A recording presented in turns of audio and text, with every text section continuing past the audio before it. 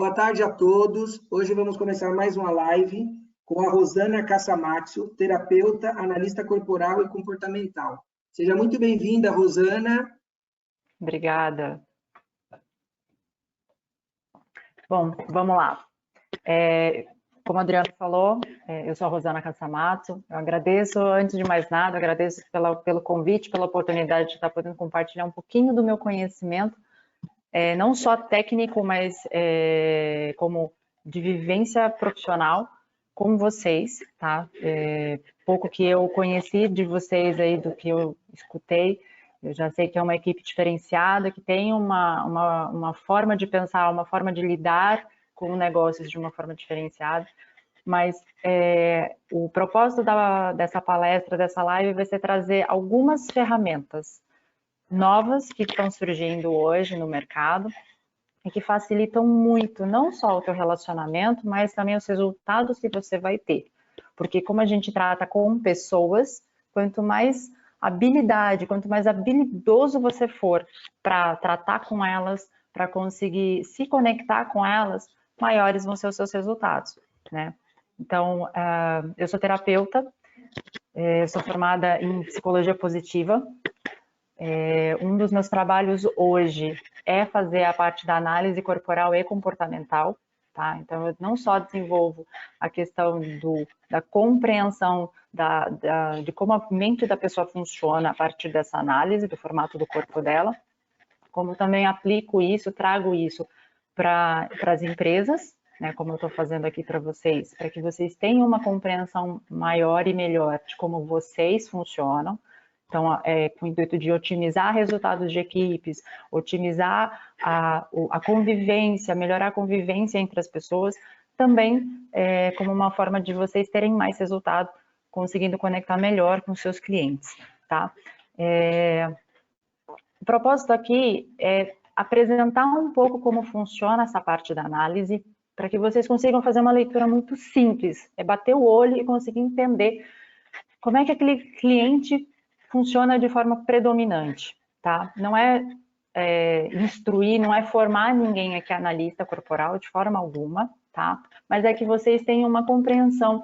E aí, assim, vai ser um aprendizado que vocês vão conseguir levar não só para o trabalho de vocês na hora de atender novos clientes, mas também vocês vão poder aplicar entre vocês.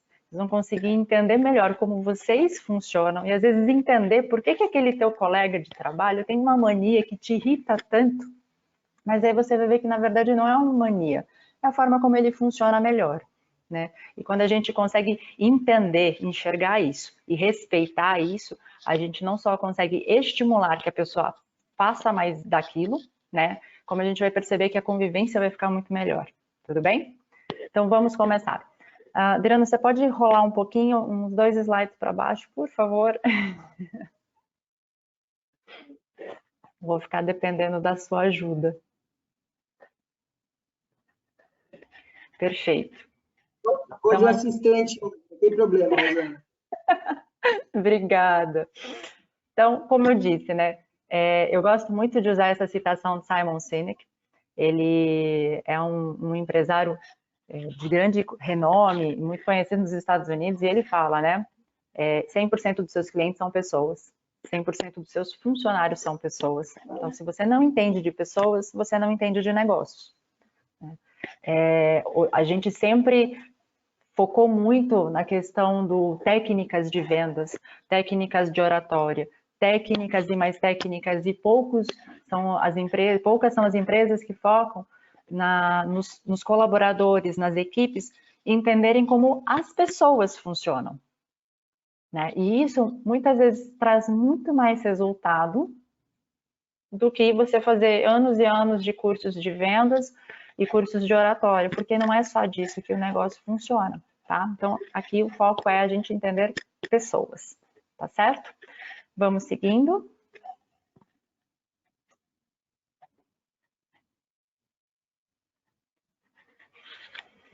Aqui eu gosto de alinhar sempre expectativas, tá? No final desse nosso encontro, o que vocês vão ter recebido de mim, tá? Isso é um compromisso.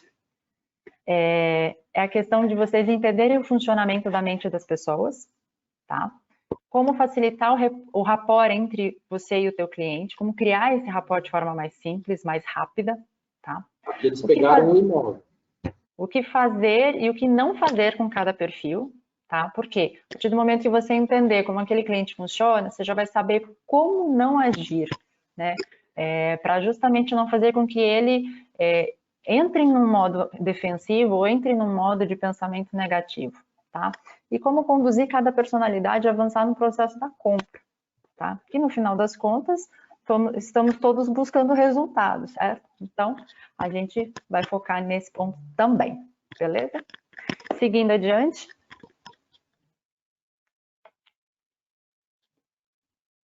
Confesso que para mim está sendo exercício também, porque eu sou acostumada a estar comandando essa parte. Vamos lá, então a gente vai começar falando da ferramenta, da análise em si, tá? Que, na verdade, hoje a tua maior ferramenta vai ser o seu olhar. É como você vai olhar e vai identificar como o teu cliente é, para então você entender a parte 2, que são os gatilhos, tá? Como, de forma assim, como ele funciona, o que vai fazer com que ele tenha uma conexão mais saudável com você e o que você pode fazer que pode fazer com que ele mude, ele se afaste, ele entre numa posição defensiva, tá? E a gente vai percorrer, eu falo estudos de casos, mas eu vou ilustrar um pouquinho mais como cada perfil funciona, para que vocês até consigam já fazer algumas conexões, não só às vezes com você, né, de falar, poxa, eu penso assim, eu me sinto assim, como também lembrar de clientes que você já atendeu e maneiras que você identificou que ele funcionava, já fazendo correlações, perfeito? Vamos seguir adiante.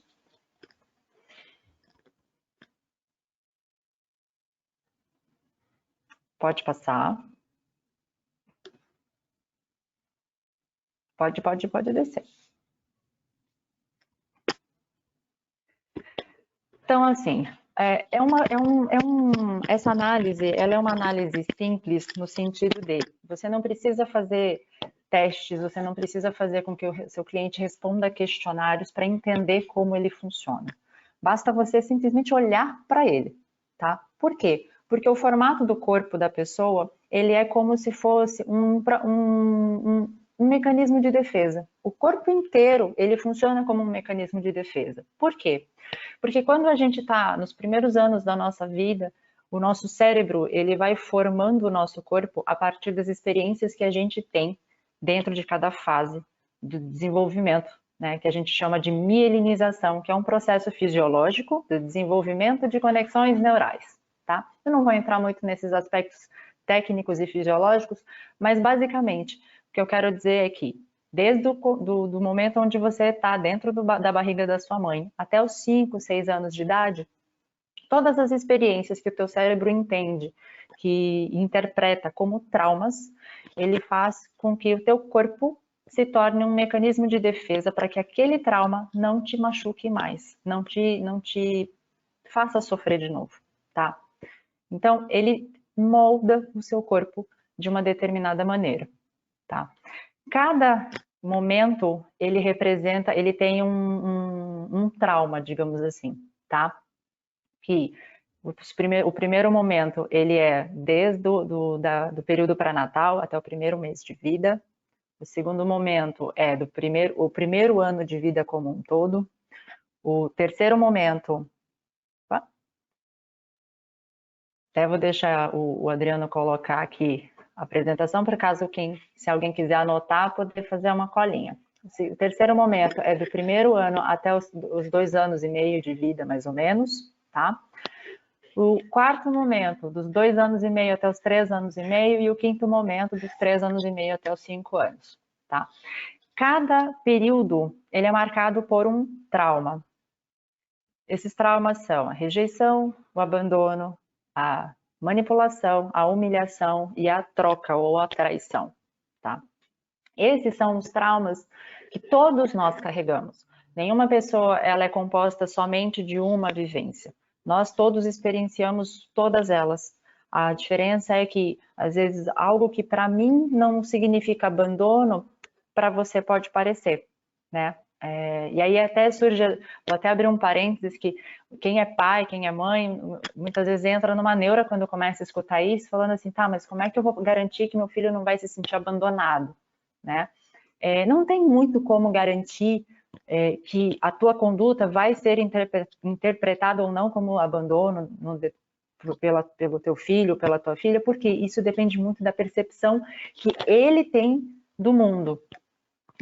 Todos nós, a gente já vem com uma essência, a gente já vem com uma percepção.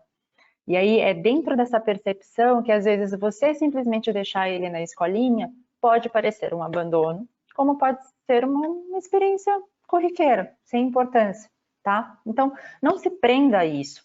A gente é composto de um tempero que assim nos torna únicos, né? Então o tanto de trauma e o tanto de recurso que a gente tem faz com que você seja uma pessoa única, tá? Então não se preocupe se o que eu posso fazer para evitar, né? Da mesma maneira também, no final, depois que eu passar todos os perfis, vão ter pessoas que vão pensar assim, então eu posso estimular meu filho a ter mais desse traço na personalidade dele, tá?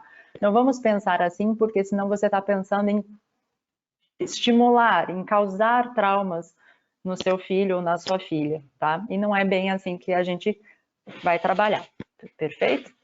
Então, vamos adiante, que aí eu vou explicar um pouquinho como cada traço funciona, tá? Esses nomes, essa nomenclatura, até vou começar já explicando isso, essa nomenclatura, ela é baseada em estudos psicológicos já bem antigos, tá? Eles são nomenclaturas, são terminologias da área médica mesmo, tá? Então, não é nada criado por quem desenvolveu a questão da análise corporal, é uma coisa realmente muito, muito específica, tá? E eu preferi manter a terminologia, porque caso alguém queira aprofundar nas pesquisas, tudo mais, pode usar essa terminologia para fazer esse aprofundamento, perfeito? A gente começa com o traço esquizoide, tá? O esquizoide, por si só, ele tem o trauma dele é causado aí no período pré-natal, até o primeiro ano de vida, e ele sente-se rejeitado, tá? Em algum momento, por algum motivo, ele sentiu-se rejeitado, ele se sentiu ameaçado, tá? Pode seguir, por favor. E aí, o que acontece? Para o esquizoide, como ele se sentiu ameaçado, qual que é o recurso dele? Ele acaba... O corpo dele entende que ele não precisa ter força física, ele precisa ter uma capacidade mental maior, tá? Por quê? Porque se o externo é ameaçador, então ele fica no interno, porque o interno ele pode ser e fazer o que ele quiser, tá? Então o esquizoide ele tem uma predominância física muito mais visível na cabeça, tá? Um exemplo de pessoa esquizoide que a gente pode ter aí de bate-pronto, por exemplo, é o fundador da Apple, que agora me fugiu o nome, o Steve Jobs, obrigada. O Steve Jobs, ele era um esquizoide, tá? Pessoas esquizoides, eles têm uma criatividade e uma imaginação absurda, tá? Por quê? Porque eles têm um mundinho paralelo deles. Mas focando aqui em formato, são pessoas que têm testa proeminente, rosto mais alongado, tá? Ou ela é proeminente de maior, tá? Em comparação ao resto do rosto, ou proeminente no sentido de ser projetada, uma testa que é um pouco maior, um pouco mais para frente que em comparação ao restante do rosto, tá? Quinas do corpo muito aparentes, então a pessoa que tem, você olha, você vê o osso do ombro, você vê o osso, você consegue ver o osso do quadril, cotovelos muito marcados, joelhos muito marcados, né? É uma pessoa que tem um corpo esguio, tá? Ela realmente não tem força física, né? Um corpo que parece frágil, parece que vai quebrar, tá? Olhos grandes, grandes no sentido de esbugalhados mesmo, né? Parece aquele olho que é saltado, tá? E olheiras profundas, mas é aquela olheira funda, tá? E eu vou falar depois, vocês vão entender por que eu falo de olheira funda e não... Por que eu estou especificando o tipo de olheira, porque tem um outro traço que também tem olheira, mas é diferente. Tá? Por que eu estou trazendo aqui os formatos?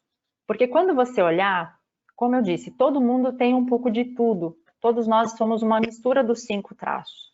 Mas tem uma pessoa que com certeza você está lembrando agora que ela tem esses traços predominantes, tá? Isso quer dizer que o quê? Predominantemente, ela é uma pessoa desse traço, com esse perfil de caráteres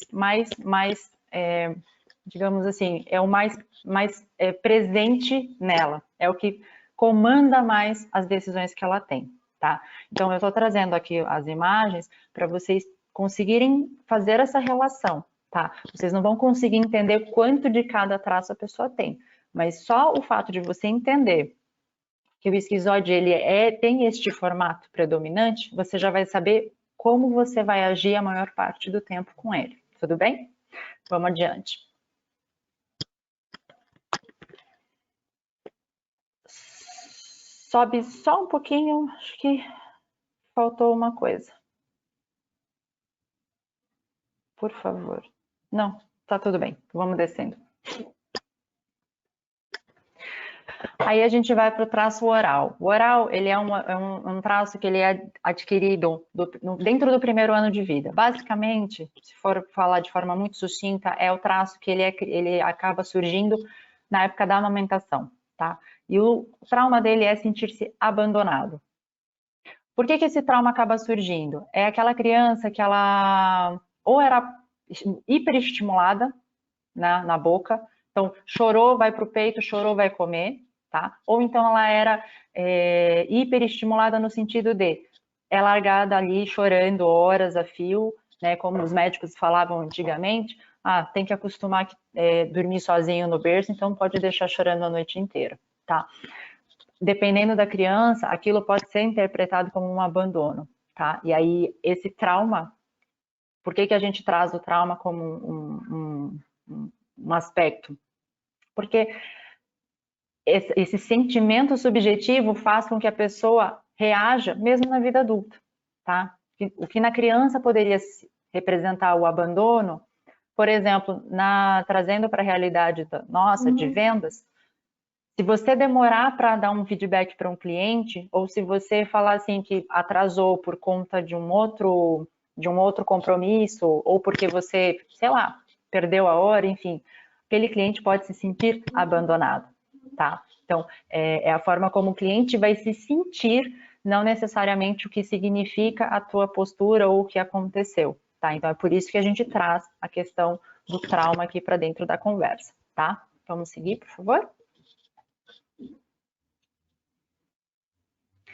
E aí o traço oral, ele é muito fácil de uma certa forma de identificar, né? O oral, ele tem uma predominância mais fofinha. Ele é uma pessoa que tem formas mais redondas.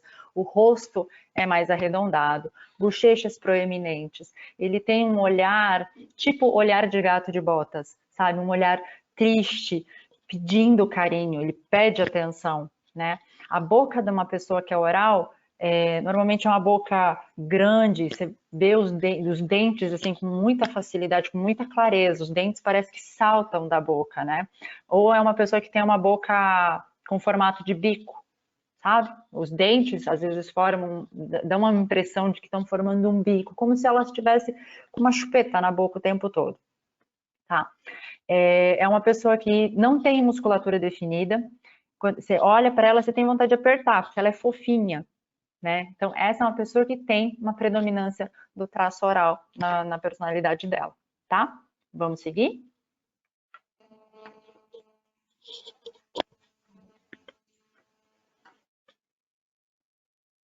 Rosana. Oi. Não sei por que, tempos de quarentena, eu parei um pouco mais no gordinho aqui. Mas é que eu não consegui olhar teu rosto muito, por conta até da correria agora da bem entrada. próximo com esse que passou agora, viu? Mas você sabe que quem é comercial, quem se identifica muito com a veia comercial, ela tem muito do oral, principalmente pelo fato do traço oral ele ter a necessidade de conviver com muitas pessoas, de ter relacionamento com muitas pessoas, de falar bastante.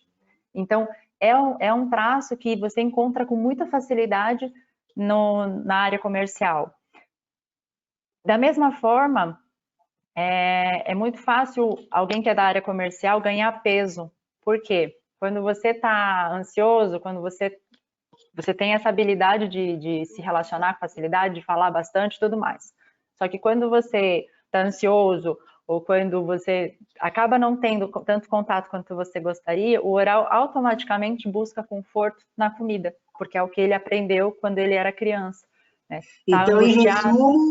em resumo, todo mundo de vendas aqui está liberado, não tem problema, né? Então, a gente já tem essa explicação. Sim, a diferença é, a partir do momento que você entende que você tem essa predominância, e não quer dizer que todo mundo que é do comercial tem a predominância oral, tá? É um traço que é muito presente, muito oral gosta da área comercial. Meu marido ele tem predominância oral, o Carlos conhece, quando ele não consegue ficar com muitas pessoas em volta dele, ele engorda. Mas o que acontece? Qual que é o benefício de você reconhecer qual que é a tua predominância? É você entender que se você não tiver aquilo, por exemplo, se você não tiver contato com pessoas, se você não estiver conseguindo fazer aquilo que te traz prazer, você precisa encontrar alguma outra coisa que traga prazer, mas que não te prejudique. Então, por exemplo, se você gosta de falar muito com pessoas, se você gosta de ter contato com pessoas, e hoje, obviamente, a gente está privado disso, buscar fazer mais reuniões online, onde você consiga falar com mais pessoas, criar grupos para trocar, para fazer coisas juntos, mesmo que à distância. Ou se precisar comer, criar uma rotina onde você coma mais, mas coisas mais saudáveis. Você entendeu? Porque a ideia é você entender qual que é a tua dor, que é tipo, não posso ficar privado de ter pessoas ao meu redor, mas você entender como usar aquilo a seu favor, para que você não se prejudique, você não entre numa vertente de sofrimento, entendeu? Ótima explicação. Vamos seguir, tá bom, hein? Vamos seguir. Próximo traço é o traço psicopata. E aí eu sempre falo, antes de entrar na explicação desse traço, que esse nome ele não está relacionado com o psicopata patologia psicológica, tá? É uma terminologia que na época que a gente estava, que os estudiosos, né, definiram que os momentos da vida da pessoa, do desenvolvimento neurológico, né, ficavam linkados com traumas específicos, escolheram a terminologia psicopata, mas não tem nada a ver com a questão patológica. Psicopata, ele é um traço que ele surge do primeiro ano de vida até os 2 anos e meio. É a fase onde a criança deixa de ficar só com os pais, ela começa a conviver com outras pessoas. E aí o que acontece? Normalmente a criança, até essa fase, tudo que ela faz a gente aplaude. Então ela começa a andar, é festa, ela começa a falar, é festa. Só que aí, quando a gente começa a conviver com outras pessoas, a criança vem, pede atenção, e a gente fala assim, faz aquilo que você fez em casa. Aí ela fala, não, mas eu não quero, eu quero outra coisa. Aí você fala assim, tá bom então vai lá brincar. Quando a gente faz isso, às vezes a criança pode entender que ela só me dá atenção se eu faço o que ela quer, ou as pessoas só gostam de mim se eu atender as expectativas dela, né? Então, basicamente, fica aí uma questão de manipulação. Esse é o trauma que é desenvolvido nessa fase. Quer dizer que quando a gente faz isso com os nossos filhos é sempre dessa forma? Não, tá? O que a gente pode fazer para evitar isso, tá? Até para quem é pai e fica preocupado. É contextualizar, tá? Tudo bem, eu entendo que você não quer fazer, mas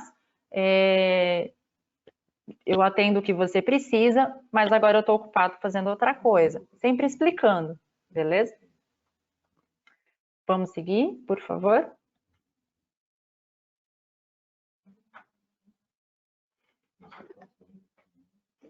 E aí o formato do psicopata é um formato... Ele é um coringa, tá? Porque pelo fato dele ter essa questão do não gostar de ser manipulado, ele meio que se esconde nos outros traços, tá? Mas ele é fácil de perceber nos formatos. O psicopata, ele tem a predominância triangular no corpo. Então, queixo é muito pontudo, saltado para frente. Pontudo, assim, com relação à testa, né? Então, a testa tem um formato, o queixo é bem pontudo, tá? Ombros mais largos que quadril, quadril mais largos que panturrilha. Aí você fala assim, tá, Rô, mas o quadril sempre é mais largo que a panturrilha. Não, mas no psicopata é desproporcional. Você consegue ver, assim, uma desproporção. Eu falo que, assim, a melhor... Tanto que o Sérgio, quando ele fez o desenho do psicopata, ele usou como referência até o Johnny Bravo. Eu tenho certeza que aqui todo mundo lembra do Johnny Bravo. Então, ele é a própria personificação do psicopata. Uma pessoa conhecida que tem esse traço muito predominante é o Donald Trump. E aí, lógico que aí para a gente tem uma certa limitação para a gente conseguir enxergar, né, ver o nosso cliente. Mas, por exemplo, uma pessoa que tem esse traço muito presente, o corpo dela tende a ficar projetado para frente. Se você pegar algumas fotos do Trump nas reportagens, tudo mais, você vai ver que em alguns momentos, dependendo do ângulo que o jornalista consegue pegar, o corpo dele está projetado para frente de uma forma que parece que ele vai cair, porque ele fica muito para frente. Ele fica e é uma coisa natural. O psicopata, quando você fala para ele ficar reto, ele sente que ele vai cair para trás, né? Então, são formas muito fáceis de identificar. E outra coisa, o psicopata, ele tem o hábito de se sentir muito confortável com a mão na cintura, tá? Aquela posição do super-homem, da Mulher Maravilha, né? E até falam que é uma posição que psicologicamente é comprovado cientificamente que quando você fica com essa postura, você se sente empoderado, você se sente mais fortalecido. É porque quando você faz essa postura, você ativa o psicopata que todos nós temos. Então, tem essa ligação, tá? É uma explicação um pouco mais científica do porquê que o mão na cintura funciona para você se animar, você ficar mais ávido quando você vai fazer alguma coisa que às vezes você está meio inseguro de fazer, beleza? Vamos seguir? Aí a gente vai para o traço masoquista, mesma coisa. Esse masoquista não é o que gosta de sofrer, apesar que ele é um traço que é conhecido por ter uma alta resistência, tá? Por quê?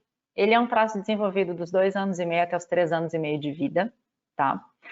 E esse traço, ele surge através do momento do desfraude. Porque o que acontece?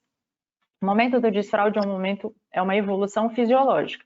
A criança, ela tem o desenvolvimento neural que habilita ela a ter o controle físico, né, na hora de ir no banheiro. Só que existem processos, existem várias, digamos que linhas médicas que falam que a criança pode ser estimulada a fazer o desfraude. Isso não é tão verdade, tá? E aí, quando você antecipa esse processo na criança, o que pode acontecer?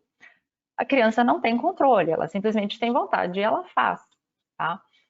Quando ela faz, e aí você fala assim, poxa vida, mas você fez de novo sujeira na roupa, ela pode entender que ela está sendo exposta. Ou então, vem o irmãozinho e fala assim, mãe, pai, fulaninho fez sujeira na calça de novo, vem trocar que tá fedido. A criança, ela se sente envergonhada. E aí, quais são os entendimentos, as percepções que ela acaba guardando dentro dela? Eu não posso errar, tá? E aí eu peço licença para falar até de uma forma um pouco mais corriqueira. Tipo, eu não posso fazer merda, porque se eu fizer merda, eu vou ser exposto. E se eu fizer merda, eu vou ser humilhado.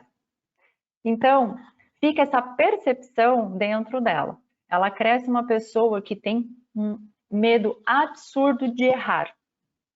E ela, quando erra, se sente extremamente mal.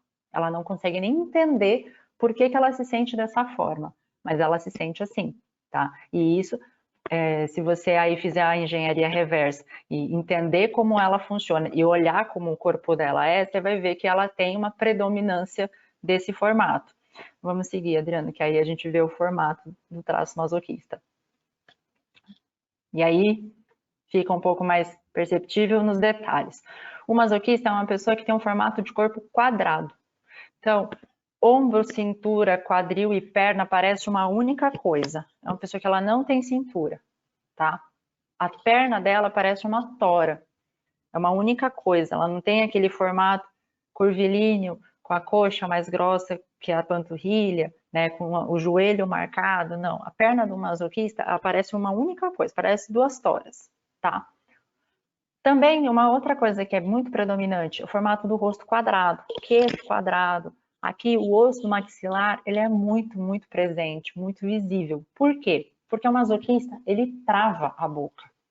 Da mesma forma que ele entende que ele não pode fazer merda, que senão ele é humilhado, ele sente que ele não pode falar tudo que ele gostaria, porque senão ele pode errar.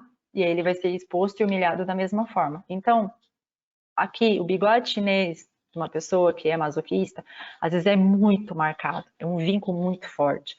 Uma outra coisa no rosto que é muito visível, e eu vou focar muito no rosto por conta da facilidade que a gente tem de às vezes ver primeiro o rosto da pessoa. O sorriso da pessoa parece que ela sorri se contendo, então a boca fica muito reta. O maxilar travado, né? Queixo quadrado. Então, são formas muito presentes do masoquista.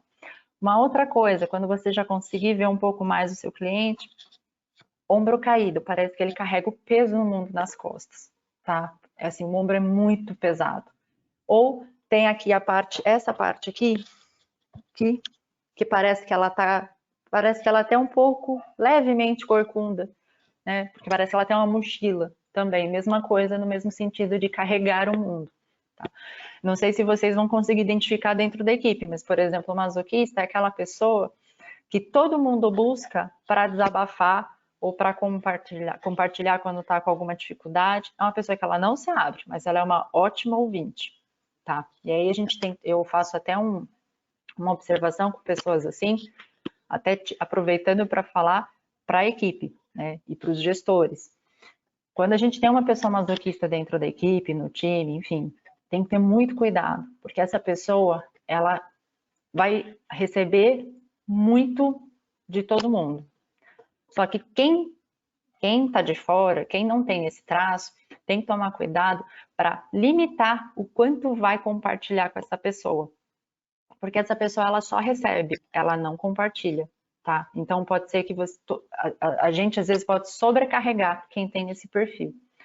E aí, como a gente começa a ter esse conhecimento, todos nós assumimos também a responsabilidade de fazer alguma coisa com esse conhecimento que a gente está adquirindo, tá? Então, vamos tomar cuidado com os nossos masoquistas, porque eles carregam o mundo nas costas, literalmente, tá? Vamos seguir, por favor. E aí, chegamos no último traço, que é o traço rígido. Traço rígido, por definição, ele é um traço que ele é formado dos 3 anos e meio até os 5 anos de vida, tá? E ele é formado naquele momento onde a criança entende que o mundo funciona em pares. Isso quer dizer que o quê? Ele entende que mamãe está casado com papai, meu tio tem minha tia, né? Ele entende que existem os casais. E aí o filho, ele identifica como seu par a mãe e a filha identifica como seu par o pai. Só que papai só me dá atenção quando tá só eu e ele. Quando a minha mãe chega, meu pai para de me dar atenção e começa a dar atenção para minha mãe. Meu pai não dorme comigo, meu pai dorme com a minha mãe, né? Ou a minha mãe não dorme comigo, ela dorme com o meu pai. E aí pode surgir na criança um sentimento de sou trocado, eu não tenho valor. Eu só não serei trocado se eu for muito especial. E aí, o cérebro da pessoa faz com que ele se torne uma pessoa, não digo atraente, tá? Até aqui a gente colocou imagens assim que, tipo, de uma certa forma são atraentes, mas a definição do rígido são formatos de corpos harmônicos. Então, é um rosto harmônico, é um corpo harmônico com formatos curvilíneos, porque o cérebro entende que aquela pessoa precisa chamar a atenção, tá? Não estou falando de beleza, é harmonia, é diferente, tá? Vamos seguir.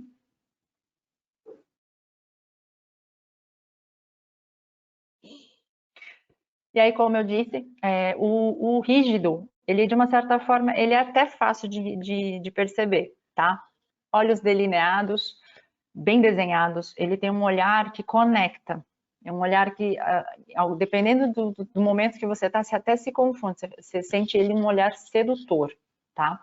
Ele tem a boca bem desenhada, para as mulheres até parece que ela está maquiada, tá? Porque é muito assim, marcante os traços da pessoa que tem o traço rígido.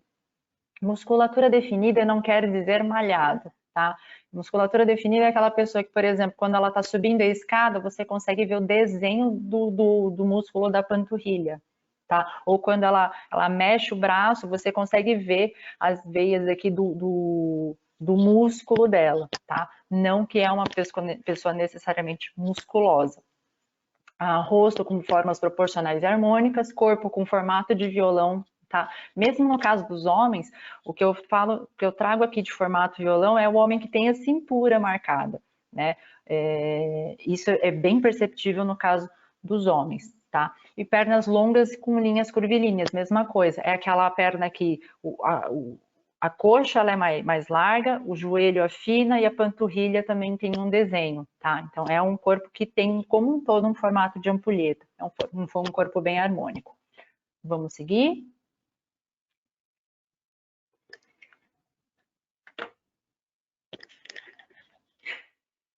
E aí a gente fala dos gatilhos, né? Por que eu coloco aqui que uma imagem fala mais que anos de terapia? Porque quando a gente entende como uma pessoa funciona, como a mente daquela pessoa está programada, você não precisa entender muito mais o que ela viveu, quais foram as experiências que ela vivenciou, tá? Isso no sentido em aspectos práticos. Você precisa entender como ela funciona para conseguir ter melhores resultados, ter uma convivência melhor e fazer com que aquele relacionamento tenha uma fluidez, né? Não só você entendendo aonde você consegue chegar, quais são os recursos que você tem, as habilidades que você tem, como também conseguir estimular que o teu cliente faça uso dos recursos que ele tem, né? Para ele conseguir sentir prazer naquele processo que ele está vivendo. Principalmente porque a gente sabe que comprar imóvel, ele é dor e prazer juntos, né? Porque você está realizando um grande sonho, conquistando um grande objetivo, ao mesmo tempo que tem N questões ali que preocupam as pessoas, principalmente pela falta de informação. Então, cabe a gente trazer uma leveza a mais para o processo. E quando você conhece, tem essa ferramenta, tem acesso a essa informação, você consegue trazer essa leveza para dentro do processo. Tá bom? Vamos lá. Aqui eu trago algumas características de cada traço para vocês entenderem um pouquinho como cada um funciona, tá? E aí eu sei que é muita coisa, muito detalhezinho. Se vocês quiserem depois, eu até autorizo a Adriana a compartilhar essa apresentação com vocês, para vocês fazerem suas anotações, beleza? O traço esquizoide, que é o medo de ser rejeitado, ele tem medo do mundo exterior. Então, é uma pessoa que ela não gosta de contato físico, ela não gosta de pessoas que falem alto, elas são introspectivas, tá? Elas precisam, o que eu chamo de tempo de caverna. Aquela pessoa que precisa ficar, às vezes, quieta no canto dela. O Sérgio gosta de usar o termo caixa do nada. É a pessoa que precisa, às vezes, ficar na caixa do nada, divagando dentro do mundo dela, tá? São pessoas extremamente criativas. Se você olhar os grandes inventores, os grandes desbravadores aí de tecnologia, todos eles têm esse traço predominante, tá? Por quê? Como eles passam muito tempo dentro da cabeça deles, não existe é possível ou não é possível. Eles criam. E aí eles têm recursos para fazer com que tudo aquilo que eles estão criando, de uma certa forma, se torne realidade, tá? Ao mesmo tempo, são extremamente racionais, eles não são pessoas emotivas, tá? E elas se retraem com muita facilidade quando se sentem ameaçados, tá? Então, por que eu trago isso? Vamos seguir. Pode ir para o próximo, por favor. Por que eu trago isso? Todas essas características, na hora que a gente for fazer estudo de caso, vocês vão entender por que eu pontuo esses detalhes, porque isso vai fazer diferença na hora que você for conduzir uma comunicação, tá? Não nos primeiros contatos, óbvio, porque às vezes você não vai conseguir ver a pessoa, às vezes a pessoa não tem rede social, ela não né, escreveu, não abriu isso para você, mas quando você estiver ali evoluindo o relacionamento de vocês, você vai saber exatamente o que não fazer, né, e como você pode estimular essa pessoa a confiar mais em você, tá? O oral é o emotivo, ao mesmo tempo é o excessivo. Por quê? Ele, por ser emotivo, às vezes ele excede na forma dele se comunicar, ele excede a forma que ele traz detalhes para a conversa, ele excede, às vezes, até na quantidade de atenção que ele exige das pessoas que estão ao redor dele, tá? Ele demonstra as percepções, as opiniões que ele tem através de sensações. Então, por exemplo, o que você achou daquele apartamento? Ele parecia um apartamento confortável, quente, gostoso, né? É uma pessoa que, assim, ela não é objetiva em questão de aspectos técnicos. Ela traz sempre uma sensação, uma coisa muito dela, tá? Muito particular. Gosta de contato humano, seja conversando, ela é uma pessoa que gosta de abraçar, gosta de beijar, tá? E é comunicativa, sensível e ao mesmo tempo é acolhedora. Então, ela é o tipo de pessoa que normalmente você pode buscar conselhos, você pode buscar uma opinião mais sincera, mais rebuscada, mais detalhada, porque ela vai te dar, tá? E às vezes eu até falo, tome cuidado quando você perguntar alguma coisa para quem é oral, porque ele vai falar de verdade, tá? Vamos seguir, por favor.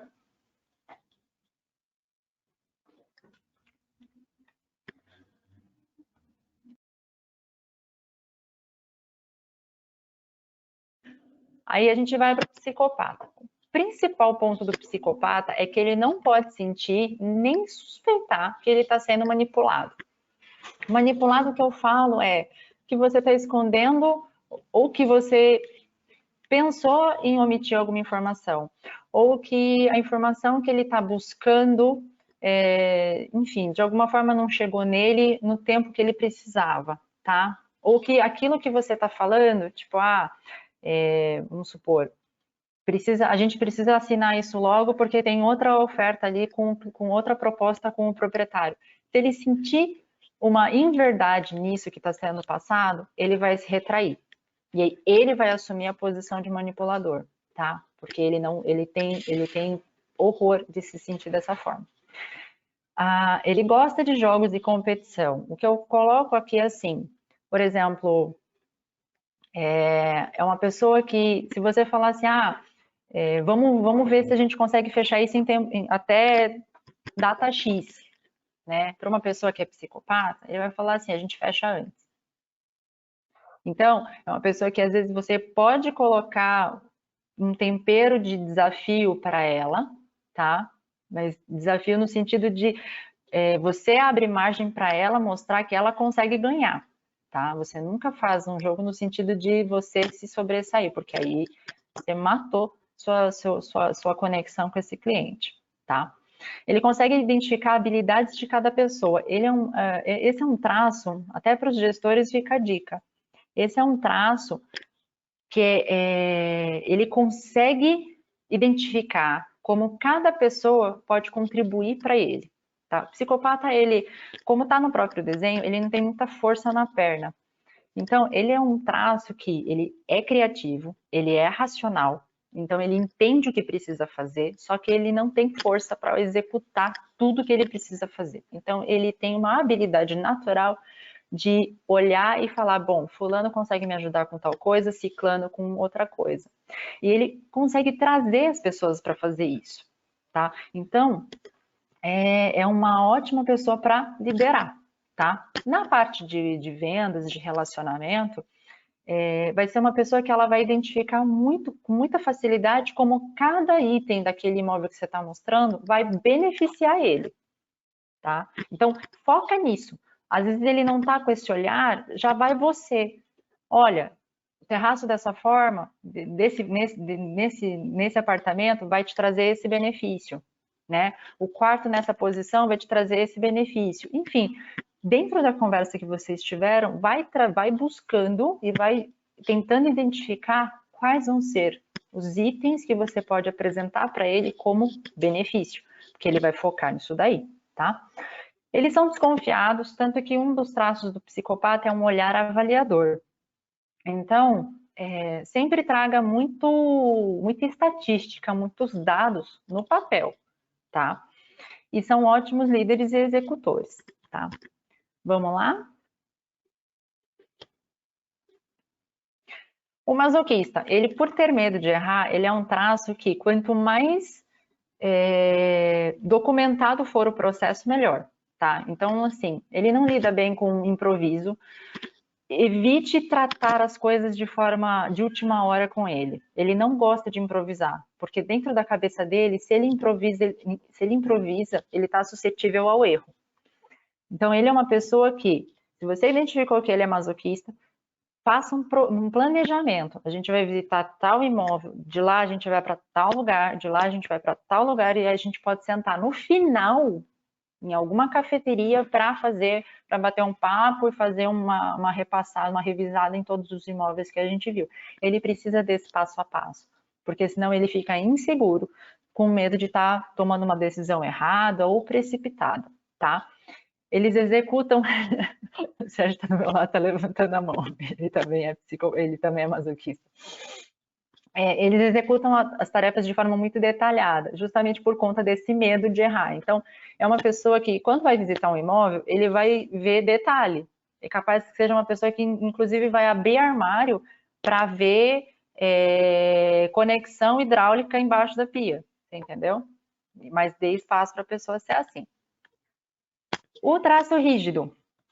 Ele tem medo de ser trocado ou traído, então ele tem medo de ser deixado para trás, ser deixado para trás, tá? Então é uma pessoa que ela tem a tendência de perfeccionismo, porque ela precisa ser a melhor opção, ela precisa ter o destaque, tá?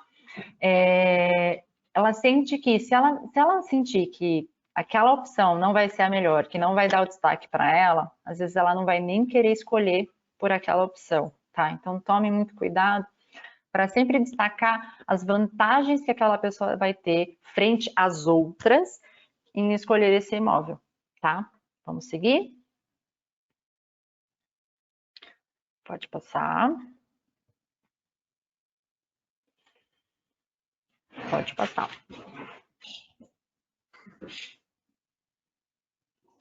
E aqui eu vou passar rapidinho, tá? Como melhor atender um esquizoide. Então, assim, dê espaço, não faça contato, a não ser que ele te busque. Se ele te buscar, se ele te estender a mão, né? Aí você retribui. Se não, mantenha os bracinhos no seu corpo aqui e mostre para ele que tipo, você não pretende chegar perto dele, tá? É importante isso para ele se sentir à vontade, tá? Fale de forma branda. Se você tem um esquizoide como cliente, ele não vai, e você costuma falar, né, de forma mais altiva, que nem o Sérgio, por exemplo, costuma fazer, você pode assustar. Então, fale de forma branda, devagar, tá? Para que ele se sinta tranquilo. Use a criatividade. Quando eu falo use a criatividade, faça ele fazer imagens mentais dele morando naquele determinado imóvel. Ou dele fazendo as coisas na vida dele dentro daquele imóvel. Indo para o trabalho, enfim, onde ele pode montar o quê. Estimula isso. Se ele entrar, ótimo. É isso que ele precisa, às vezes, para ele decidir, né, em adquirir um imóvel ou não, tá? Ser detalhistas. Pede para ele falar o que ele espera, o que ele gostou, o que ele não gostou, mas pede para ele falar de forma detalhada, porque ele vai falar. Ele vai falar tudo que ele esperava. E aí, dentro disso, você traz para a realidade, tá? Percorrer o processo no sentido de fazer ele visualizar cada etapa do processo. Ele tem que imaginar mentalmente ele saindo do apartamento, ele assinando o contrato, ele assinando o financiamento, ele pegando as chaves. Ele precisa fazer essa imagem para ele se sentir mais confiante e tomar uma decisão. E argumentação positiva. Quando você contrapor ele, por algum motivo, se precisar, né, contrariar uma opinião que ele tem, faça isso criando um rapport no sentido de valide ele primeiro, e aí depois você fala a tua opinião, tá? Por quê? Se você simplesmente criticar a opinião ou a crença dele, ele vai se retrair. Então, é importante primeiro você falar, validar ele de alguma forma. Eu entendo por que você pensa dessa forma, eu também já pensei assim, algo que seja genuíno, tá? Mas aí você, então, depois que você validar ele, você contrapõe para evitar que ele se sinta rejeitado. Vamos seguir?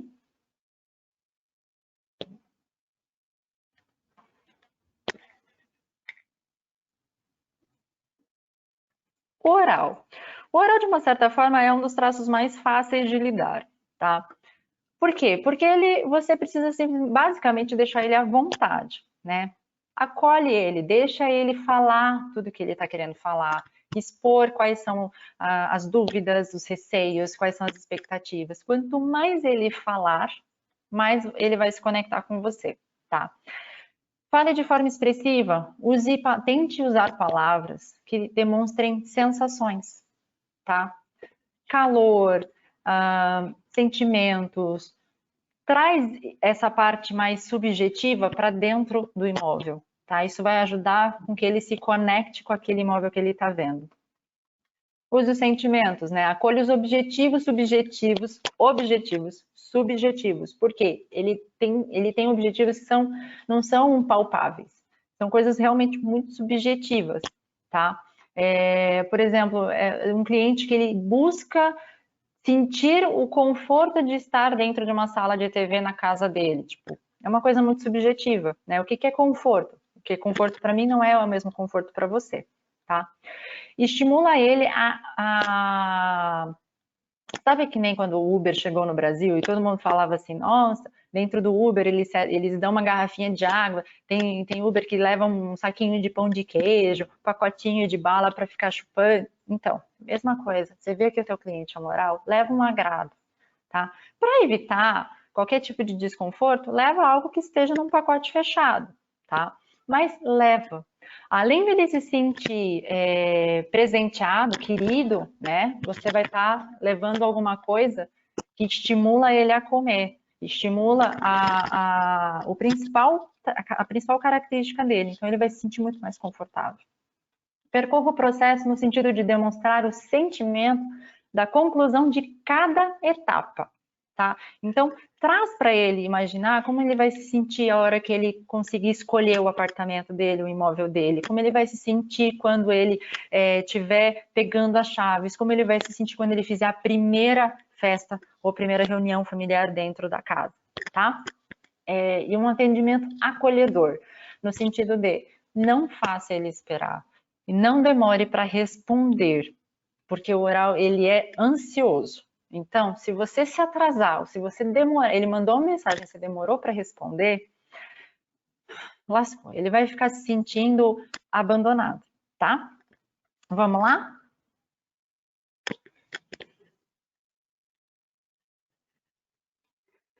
O psicopata. O psicopata é um pouco mais desafiador no sentido de ele gosta de sentir que ele está no comando. Tá? Ele é um traço que ele não gosta de sentir que ele é conduzido. E um fator importante na venda é a gente estar conduzindo, né? Mas aí no psicopata a gente tem a oportunidade de fazer um exercício muito interessante, que é o quê? Exercitar, fazer o cliente sentir que ele está conduzindo, sendo que a gente está conduzindo. Só que a gente dá para ele a sensação de que é ele que está no comando, tá? Então, por exemplo, se você quer que ele tome uma decisão, você faça com que ele tenda a tomar a decisão que vai te beneficiar, né? Que você precisa que ele tome, tá? Esse vai ser um exercício talvez o mais desafiador, tá? Mas você vai fazendo com 1, com 2, com 3, você vai pegando a prática, tá? Para ele, para o cliente que é um predominante psicopata, ele precisa sentir que ele está no comando, mesmo quando ele não está. Eu digo para as mulheres, é como a gente faz com os nossos maridos, basicamente, tá? A gente está decidindo, mas eles têm a certeza de que são eles que tomaram a decisão, tá bom? Maridos, não se ofendam, por favor. Fale de forma clara. Sempre comunique de forma mais objetiva e clara possível, tá? Nunca deixe detalhes de fora.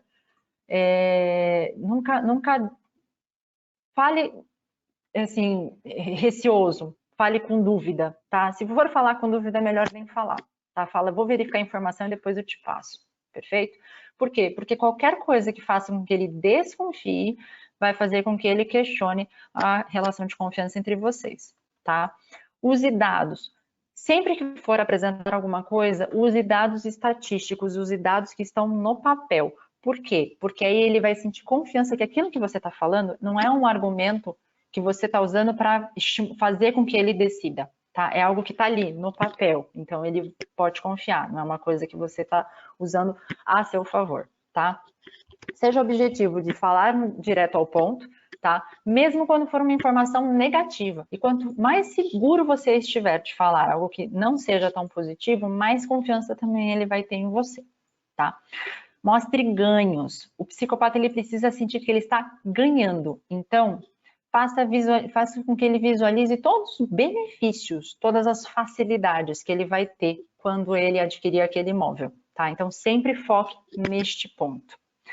E a argumentação, no caso com o psicopata, você só argumenta quando realmente precisar. Aquelas argumentações que não tem muito... não vai ter ganho, sabe? Você simplesmente está querendo contrapor porque aquela informação não é verdadeira, deixa para lá. Se não é alguma coisa que vai agregar na negociação ou que vai influenciar na decisão da compra, nem releva, desconsidera, não entra nessa argumentação, porque senão você vai desgastar a relação, tá? E quando você precisar contrapor ele, você fala de uma forma que ele entenda que você compreende a opinião dele, que você entende o ponto dele, mas que contra fatos não há argumentos e o fato é este, beleza? Vamos seguir. O masoquista, a gente tem que ser solícito no sentido de estimular ele a entender que ele pode colocar as dúvidas dele, tá? Ele tem que entender que ele pode se sentir à vontade de perguntar. Não tem pergunta boba, não tem pergunta errada. Se você faz isso, você abre a possibilidade, você dá permissão para ele se abrir, tá?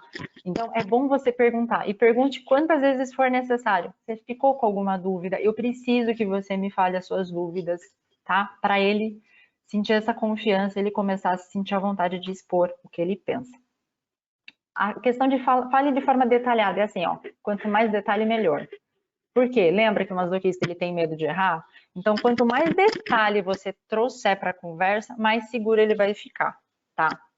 É importante você conduzir o processo, porque se você está conduzindo, ele sente que tem alguém ali junto dele. Ele não está sozinho para tomar decisão. Então, ele fica mais tranquilo também.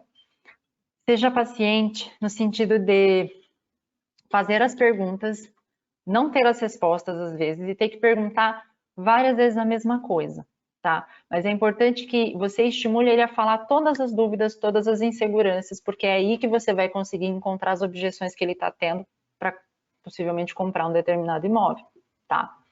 Documente tudo. Isso é o mais importante do masoquista. Documente. Você conversou com ele uma determinada coisa, você fez algum acordo, ou mesmo que não tenha feito, mande por e-mail ou mande por WhatsApp a conversa. Conversamos tal agora a respeito de não sei o quê. Ficou combinado que eu faria tal coisa, ou ficou combinado que você faria tal coisa. Tá? Por quê? Porque você está detalhando o passo a passo do processo. Se acontecer alguma coisa no processo, você vai falar assim, lembra que a gente conversou? Tá ali, ó, eu mandei mensagem para você tal dia, tá? É importante isso, é uma segurança para você e para ele ainda mais. E argumentação esclarecedora. Cara, ele tem medo de errar. Se você contra-argumentar ele de uma forma que ele sinta que ele tá errado, acabou.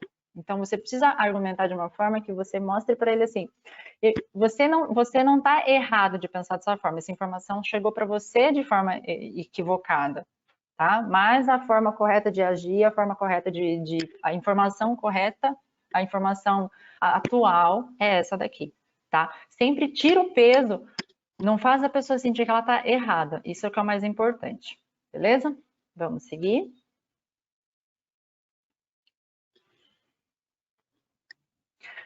O rígido, basicamente, ele precisa sentir que ele está em vantagem, que ele está sendo melhor opção, tá? Lembra que assim, o rígido, ele precisa chamar a atenção, ele tem essa necessidade. Então, você sempre tem que focar nas características que vão fazer com que ele seja diferente do restante, tá? Falar de forma prática no sentido de, tipo, ele é uma pessoa objetiva, e não está preocupado com detalhe, ele não está preocupado com sentimentalismo, ele quer assim, ele quer resolver, mas de forma que ele se destaque, ele esteja à frente, tá? Atenção exclusiva, esse é um ponto muito, muito importante. Por quê? O rígido, ele tem trauma de ser trocado. Se você está numa visita com um rígido e você fica respondendo mensagem de um outro cliente, ele vai sentir que você não está muito preocupado com o que você está fazendo ali, tá? Isso é com qualquer cliente, na verdade, né? Mas com o rígido dói mais, tá? Talvez o oral nem se importe, mas o rígido, ele vai se incomodar bastante se você fizer isso, tá? Seja rápido no sentido de, o rígido é um traço extremamente proativo, executor. Então, quando ele mandar uma mensagem, tenta responder o mais rápido possível. Quando ele fizer uma solicitação, tenta atender o mais rápido possível, tá? O que isso vai fazer a diferença? Ele vai ver em você uma proatividade que ele não está acostumado a ver por aí, tá? E a gente sabe que no mercado imobiliário tem muita gente, né? Tem muito profissional que veio de diversas áreas e não necessariamente são profissionais que são profissionais, né? Então, a forma como você vai conduzir a negociação vai fazer total diferença na percepção que esse cliente vai ter do seu profissionalismo, tá? Pode não influenciar tanto na parte do processo em si, você com ele, mas pode ter certeza, vai fazer diferença na hora que ele tiver que te indicar para algum conhecido, tá? Apresente os diferenciais. Nesse sentido, a gente coloca de novo aquela questão do eu preciso ser diferente, eu preciso me destacar. Então, busque tirar do cliente o que ele gosta, tipo, o que ele valoriza. Se ele valoriza fazer reuniões sociais dentro da casa dele, se ele valoriza mostrar para os filhos, né, que ele é uma pessoa de sucesso, enfim. E aí, traz isso e mostra como aquele imóvel vai fazer com que ele se destaque, como ele vai chamar atenção frente àquela necessidade que ele tem, tá? Por exemplo, se é uma pessoa que gosta de fazer eventos sociais, ó, imagina os seus amigos chegando aqui nesse apartamento, vendo o lustre que você tem na sua sala, coisas do tipo, tá? E argumentação cautelosa, no sentido de, o rígido não gosta de ser contrariado, tá? Então, da mesma forma que ele tem medo de ser traído, ele não gosta de sentir que ele, tipo, tá errado, né? Ele é uma pessoa que ela não erra, ela é a melhor opção. Então, só argumente se for necessário, de novo, tá? E sempre fale de uma forma branda, colocando a informação correta, mas nunca desafiando o cliente. Se é um cliente que é mais resistente e aquela informação não é relevante, deixa para lá, tá? Só busque documentar para que aquela informação depois não fique perdida. Tudo bem? Vamos lá?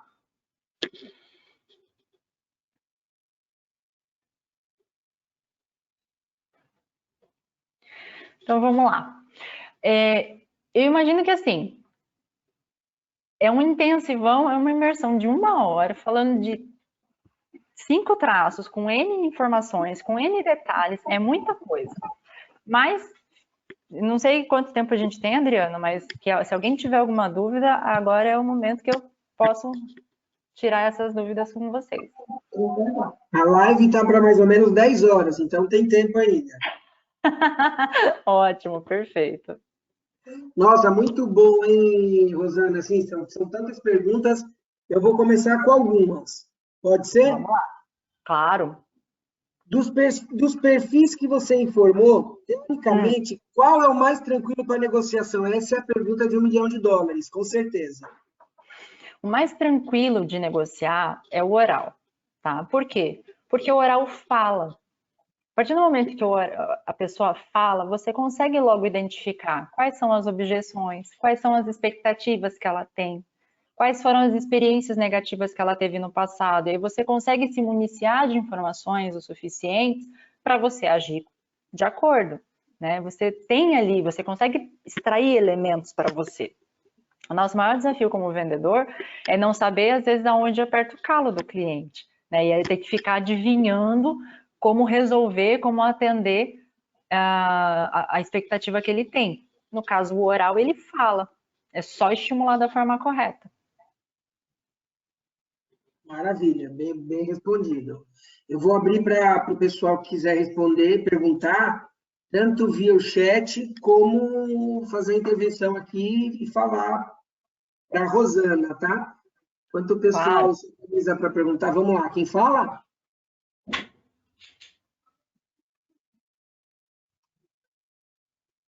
Rosana, uma Oi. identificação equivocada de perfil pode atrapalhar a estratégia na negociação?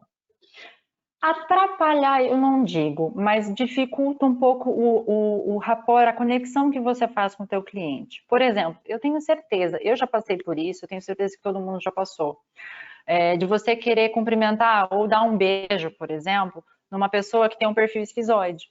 A pessoa, ela já chega se sentindo desconfortável, entendeu? Então, não que vá prejudicar, tá? Mas distancia. Quando você usa esses elementos, quando você consegue fazer uma identificação mais apurada, você consegue fazer com que a pessoa se sinta confortável com você. E isso é extremamente importante, principalmente porque a gente não está falando de adquirir uma capinha de celular. A gente está falando de adquirir um imóvel, né? Então, criar essa relação de confiança é extremamente importante. A não ser quando, por exemplo, a gente fala assim, eu achei que a pessoa era oral, mas depois eu fui perceber, eu fui olhar melhor, ela é mais psicopata. E eu falei um negócio que eu acho que eu não devia. Nesse caso, é mais fácil tentar começar do zero a relação, entendeu? Se mostrar o mais transparente possível, documentar o máximo de informações possível, para que a pessoa entenda que você está sendo profissional, você está sendo transparente, entendeu? Lógico que a gente está falando de pessoas, né? Então, não é uma ciência exata. Tem pessoas que são mais flexíveis, outras que são irredutíveis. Tipo, quebrou a confiança, eu troco de profissional que está me assessorando. Mas, não que seja assim, uma questão de vida ou morte, tá? Mas quando você consegue identificar e consegue usar esses recursos a seu favor, com certeza você tem um processo muito mais facilitado. Bom, veio uma pergunta no nosso chat aqui, assim, ó. Você já falou qual é o mais fácil para negociação. Qual seria o mais difícil? O mais difícil é o psicopata. Psicopata é o mais difícil. É o mais difícil, porque ele é desconfiado. Ele é uma pessoa que você precisa provar por A mais B que aquilo que você está falando é realmente verdade, tá? Então, o psicopata é o traço que, normalmente, ele vai, às vezes, fazer a pesquisa em duas, três imobiliárias diferentes, vai falar com 3, 4 corretores diferentes, vai pesquisar em todos os bancos possíveis para buscar uma informação, e mesmo que, às vezes, você traga informação documentada, ele ainda vai buscar a confirmação daquilo que você está falando, tá? Então, geralmente, o psicopata é o traço mais desafiador para se negociar. Muito bem.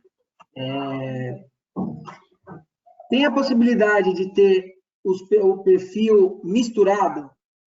Sim, todos nós temos, tá? Quando a gente está se desenvolvendo, a gente é como se fosse um tempero, a gente é uma comida, na verdade, que tem ali N temperos. A diferença é o quanto de cada tempero nós temos, tá? Essa parte aqui que eu passo para vocês é para ter uma primeira impressão, assim, muito, muito presente, tá? O que você conseguir identificar só de bater o olho nela é o que é predominante. Então, isso facilita que você entender como predominantemente ela funciona. Só que da mesma forma que, por exemplo, eu sou predominantemente rígida, eu também tenho na mesma proporção oralidade e psicopatia. Eu, por exemplo, sou um perfil que é um pouco mais desafiadora de identificar, porque eu tenho 3 predominantes. Eu tenho 3 que não que sejam predominantes, mas eu tenho 3 que se igualam, mais ou menos, né? E existem casos assim, tá? Mas tem pessoas que, por exemplo, você olha, você bate o olho e você fala assim, essa pessoa é masoquista, por conta do formato dela. E aí você segue conforme. Uma pessoa como eu, você conduz em cima do traço que você primeiro conseguir identificar. Entendeu? Porque você não vai errar. Não tem chance de você errar. Porque se ela, no meu caso, por exemplo, eu tenho rigidez 28%, eu tenho mais 22% de oralidade, mais 20% de psicopatia. Eu tenho 3 que são ali, estão juntinhos. Qualquer um dos 3 que a pessoa usar comigo, né, tipo, trouxer de benefícios, trouxer de recurso para mim, vai me fazer ficar à vontade. Você entendeu? Então não tem muito que se preocupar com as pessoas que têm aí traços mais equilibrados. Mas todos nós temos os 5. A diferença é o quanto de cada um a gente tem. Eu acho que de tudo que você falou ficou uma coisa muito clara, que eu acho que acontece muito com alguns corretores, é não conseguir identificar inicialmente o cliente que você pode falar um pouco mais e falar um pouco menos. Qual o corretor no atendimento, o que ele poderia identificar de um cliente que ele não quer tanta informação? Sabe aquela história de você já vendeu e você comprar de volta? Sim. Como a gente identificar esse cliente que ele não quer mais informação, que ele já está interessado naquele imóvel, que o interessante é a gente dar um basta naquele momento? Você fala assim, quando o cliente já chegou no ponto do processo onde ele já está pronto para comprar. É isso? E alguns corretores, por exemplo, não identificam isso e quer dar mais informação ou falar de um novo produto. Como identificar que você está nesse processo? Porque, diferente de cada perfil, se deve ser algum perfil deve ser um pouco mais difícil que o outro. Mas que sinal que a gente conseguiria identificar que deu? Aquela informação até ali já deu. Esse ponto já basta para seguir a negociação. Vai muito do... Isso é assim, vai muito da forma como o próprio cliente, ele vai... a relação vai acontecendo, a relação vai evoluindo, tá? Mas, normalmente, o cliente, ele mostra que ele já está satisfeito quando ele já não pergunta mais a respeito do imóvel. Quando ele já não tem mais o que perguntar, ele já não tem mais o que pedir, né? Você pergunta para ele, você ficou com alguma outra dúvida, quer alguma outra solicitação? Ele fala, não, já né, já tirei todas as minhas dúvidas, já não tenho mais nenhum questionamento. É um momento que você tem a abertura para perguntar. Fala, tá, então, quando eu posso te mandar a documentação, né? Aí você entra no trâmite do procedimento padrão da imobiliária, né? Mas você já entra e pergunta. Se é um cliente, mesmo um cliente que é esquizoide, que ele fala pouco, que ele, né, ele não é tão comunicativo assim, ele demonstra quando ele está satisfeito. Tipo, quando você perguntar para ele se ficou com alguma dúvida, ele vai falar, não. Ele vai ser simples, ele vai falar, não. Né?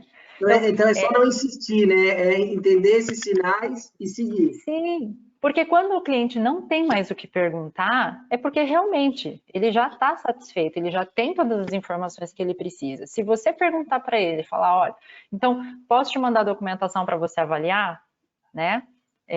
O que vai acontecer é, se ele não está certo, ele vai falar, não, eu ainda preciso pensar, e aí a gente entra nas questões técnicas de vendas, né? Então, ok, você precisa pensar, porque você está avaliando preço, você está avaliando o local, o que você está avaliando? Aí você volta a conduzir dentro do perfil de cada, dentro dos detalhes de cada traço, né?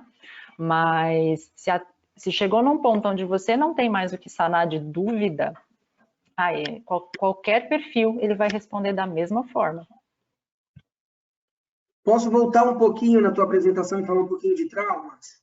Claro, por favor. Então vamos lá. Eu não sei se tem uma resposta muito clara para isso, mas entre rejeição, abandono, manipulação, humilhação, troca, o que pode impactar de forma mais negativa na parte profissional?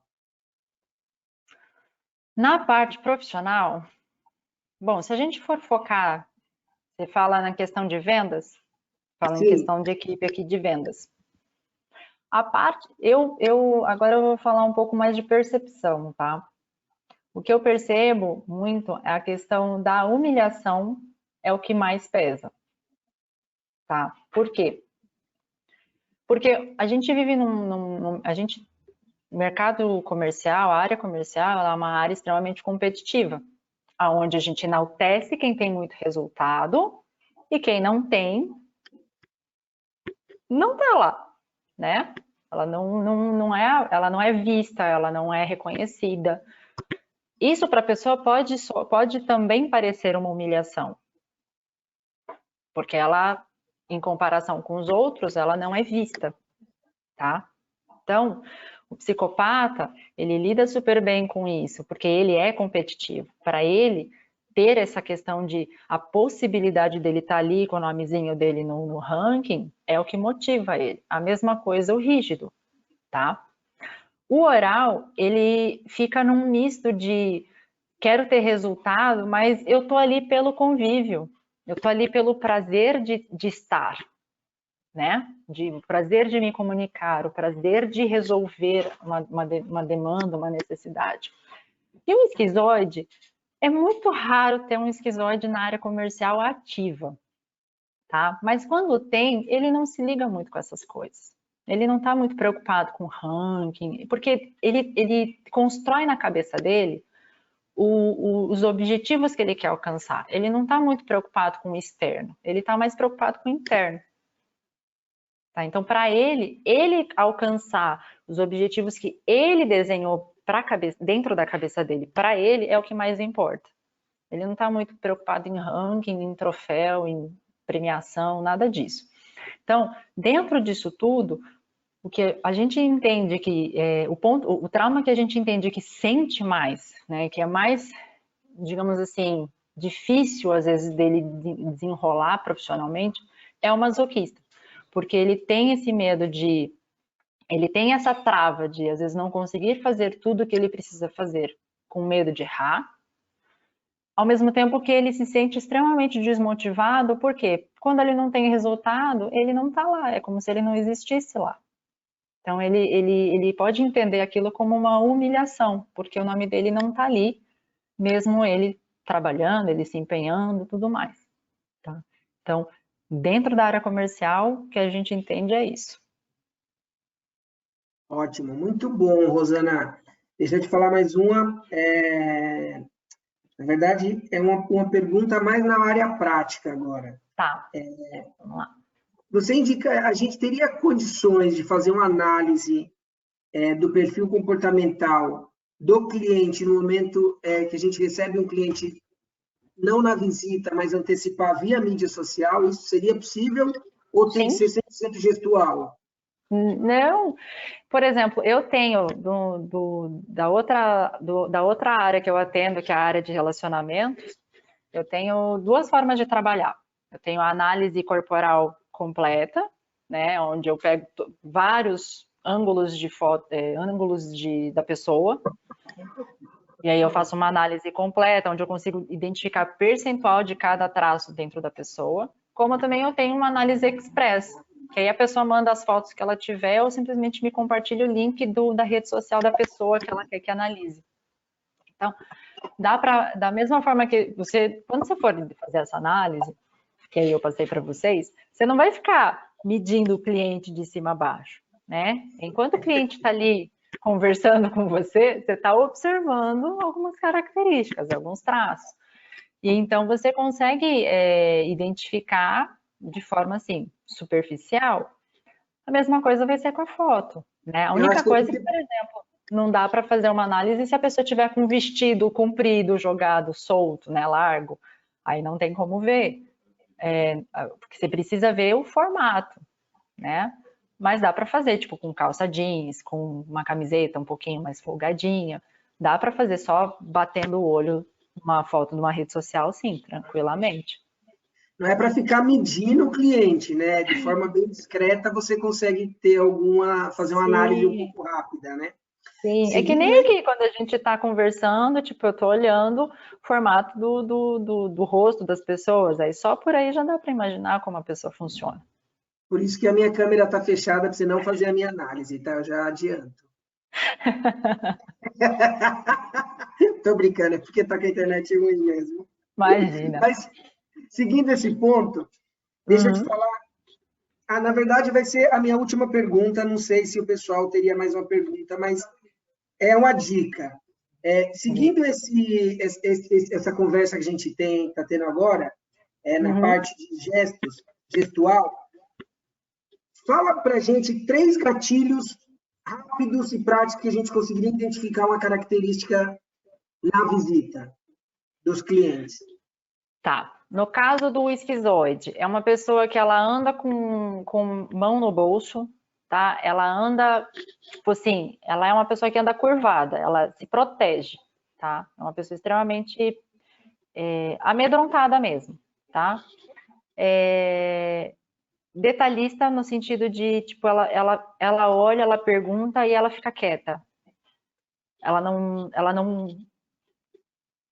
evolui, ela não desenvolve o raciocínio, porque ela pergunta um negócio e ela começa a trabalhar dentro da cabeça dela, tá? O oral é uma pessoa que... O oral vai ser sempre simples de identificar. O oral vai ser aquela pessoa que, se for mulher, ela vai chegar, vai vir, vai abraçar, vai dar beijo, né? Vai falar, vai contar o porquê que ela, às vezes, chegou daquele jeito na visita. Ela vai contar o que aconteceu no dia dela até aquele momento. Ela vai falar o porquê que ela está procurando aquele apartamento daquele jeito, né? Então, é uma pessoa que é muito simples de identificar, tá? A única coisa que tem que tomar cuidado é com o oral que aponta muito o que não tem, porque tem esse ponto também.